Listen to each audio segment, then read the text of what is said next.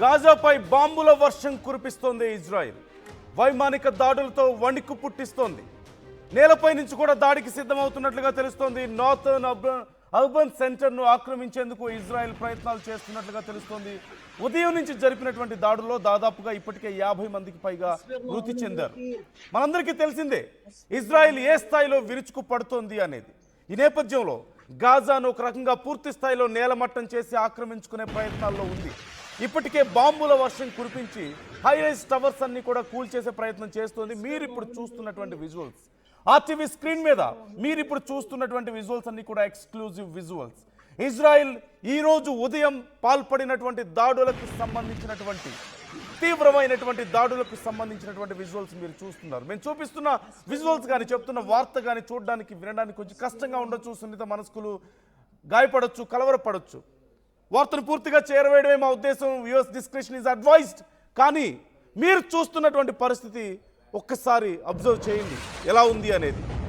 ఎక్కడికక్కడ బాంబుల వర్షం కురిపిస్తోంది. గాజా ఎక్కడి వణికిపోతుందనే చెప్పాలి. భారీగా ప్రాణనాశం. ఈరోజు ఉదయం నుంచి ఇప్పటి వరకే 50 మంది ప్రాణాలు కోల్పోయారు. సుమారుగా 10కి పైగా హైరేస్ టవర్స్ని పూర్తి స్థాయిలో నేలమట్టం చేసినట్లుగా తెలుస్తోంది. ఓవైపు మనం చూస్తూనే ఉన్నాం ఈ1 సెటిల్మెంట్కి సంబంధించి పూర్తి స్థాయిలో అడుగులు ముందుకు వేస్తోంది. ఆ ప్రాంతాన్నంతా సరే పూర్తిగా తమ ఆధీనంలోకి తెచ్చుకునే ప్రయత్నం. అలాగే ఎక్కడెక్కడైతే శత్రువు బలంగా ఉన్నాడో, ప్రత్యర్థి బలంగా ఉన్నాడో పూర్తిగా బలాన్ని లేకుండా చేసే ప్రయత్నం, గాజాని పూర్తిగా లేకుండా చేసే ప్రయత్నం మనకు క్లియర్గా కనిపిస్తుంది. సైనిక స్థావరాలే కాదు, సివిలియన్స్ నివసిస్తున్నటువంటి ప్రాంతాల మీద కూడా చివరికి దాడులకు పాల్పడుతోంది. మ్యాసివ్ డిస్ట్రక్షన్ మనకు కనిపిస్తోంది. అట్ దిస్ పర్టిక్యులర్ రేట్ అతి త్వరలోనే పూర్తి స్థాయిలో గాజా మీద పట్టు సాధించే అవకాశాలు మనకు క్లియర్గా కనిపిస్తున్నాయి. What America is doing now, ఇప్పుడు అమెరికా ఏం చేయబోతోంది అనేది చాలా కీలకమైనటువంటి అంశం. ఓవైపు ఇస్లామిక్ కంట్రీస్ అన్నీ కూడా ఏకమవుతున్నాయి. మరోవైపు అరబ్ కంట్రీస్ మనం చూస్తున్నాం. ఇప్పటికే మీటింగ్ పెట్టుకున్న 50 దేశాలు తమ మీద ఏ చిన్న ఈగ వాలినా సరే, ఒక్క దేశం మీద ఒక్క బాంబు పడినా సరే తమ అందరి మీద పడినట్లుగా భావిస్తాం, యుద్ధానికి సిద్ధం అవుతా ఉంటూ హెచ్చరికలు జారీ చేస్తున్న తరుణంలో, ఇజ్రాయెల్ విచ్చలవిడిగా బాంబుల వర్షం కురిపిస్తున్న తరుణంలో నెక్స్ట్ మూవ్మెంట్ ఏ విధంగా ఉండబోతోంది అనేది చాలా భయాన్ని కలిగిస్తోంది. ఇప్పుడు ఏం చేయబోతున్నారు? ఇజ్రాయెల్ ఖచ్చితంగా గాజాను పూర్తిగా తమ ఆధీనంలోకి తెచ్చుకునే ఆలోచనలో కనిపిస్తోంది. ఇలాంటి పరిస్థితుల్లో మరి నెక్స్ట్ ఉన్నటువంటి ఆప్షన్ ఏంటి? వరుసగా శాంతి కోసం జరుగుతున్నటువంటి ఈ మీటింగ్స్ అన్ని దేనికోసం? ఇంకా ఎక్కడా కూడా శాంతి చర్చలకు అవకాశం లేకుండా, శాంతి చర్చలు అనేది లేకుండా కేవలం డిస్ట్రక్షన్నే ముందుకు తీసుకెళ్తున్నటువంటి పరిస్థితుల్లో ఇప్పుడు 50 దేశాలకు పైగా ఒకటవుతున్నాం, ఇజ్రాయెల్ సంగతి తేలుస్తామని చెప్తున్నారు. కానీ ఈలోపే జరగాల్సిన నష్టం జరిగిపోతే, వ్యాపార పరంగా ఆ దేశంతో ఉన్నటువంటి సంబంధాలను మేము తెంచుకోవడానికి సిద్ధమవుతున్నామంటూ ఆ దేశాలు చెప్తున్నాయి. ఇస్లామిక్ కంట్రీస్ ఏకమవుతున్నాయి, అరబ్ కంట్రీస్ అన్ని ఏకమవుతున్నటువంటి పరిస్థితుల్లో ఇజ్రాయెల్తో ఉన్నటువంటి వ్యాపార సంబంధాలను తగ్గించుకుంటాం.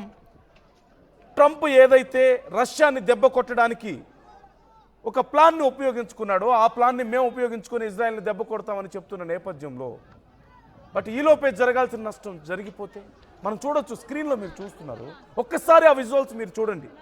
ఎంత భయాందోళనలో ప్రజలు ఉన్నారు. All those are civilians.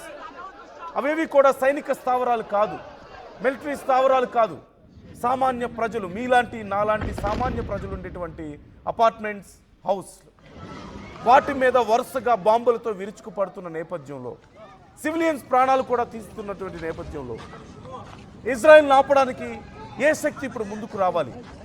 ఈ 50 దేశాల నెక్స్ట్ ప్లాన్ అతి త్వరలోనే అమలు చేయాల్సిన అవసరం ఉందా? ఒక్కొక్క రోజు ఒక్కొక్క గంట లేట్ అయ్యే కొద్దీ అనేక మంది, 100ల మంది ప్రాణాలు గాలిలో కలిసిపోతున్నాయి. భారీగా ఆస్తి నష్టం సంభవిస్తోంది. అమెరికా ఇప్పుడు ఏం చేస్తుంది? ప్రపంచంలో శాంతిని నేను నెలకొల్పుతానని చెప్తున్నటువంటి ట్రంప్ ఇప్పుడు ఎందుకు ఇజ్రాయెల్ని కంట్రోల్ చేయలేకపోతున్నారు? ఇజ్రాయెల్ని ఇంకా ఎందుకు ఎంకరేజ్ చేస్తున్నారు? తమ మిత్ర దేశాల మీద దాడి చేస్తే ఒకటి, ఇతర దేశాలు అయితే పట్టవా?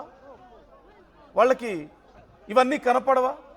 అక్కడ ఉన్నటువంటి సివిలియన్స్ మనుషులు కాదా? వాళ్ళందరూ మనుషులు కాదా? వాళ్ళవి ప్రాణాలు కాదా? వాళ్ళవి ఆస్తులు కాదా? మరి కూర్చొని మాట్లాడుతూనే ఏదైనా సమస్యకు పరిష్కారం దొరుకుతుందని చెప్పినటువంటి ట్రంప్ ముందుగా బెదిరింపులకు దిగి రష్యాని బెదిరించి అది చేస్తాను ఇది చేస్తానని చివరికి లేదు ఇవన్నీ కూర్చొని మాట్లాడుకుంటూనే సెటిల్ అవుతాయని చెప్పినటువంటి ట్రంప్ ఇప్పుడు ఎక్కడ? ఎప్పటి వరకు ఈ నరమేధం పూర్తిగా గాజాను తమ ఆధీనంలోకి తెచ్చుకునేటువంటి ఆలోచనలో ఇజ్రాయెల్ ఉంది. అది తమ ప్రాంతంగా క్లెయిమ్ చేసుకుంటోంది. తద్వారా నెక్స్ట్ అమెరికాకి భారీగా లాభం జరగబోతోంది అనేది మాత్రం క్లియర్గా తెలుస్తోంది.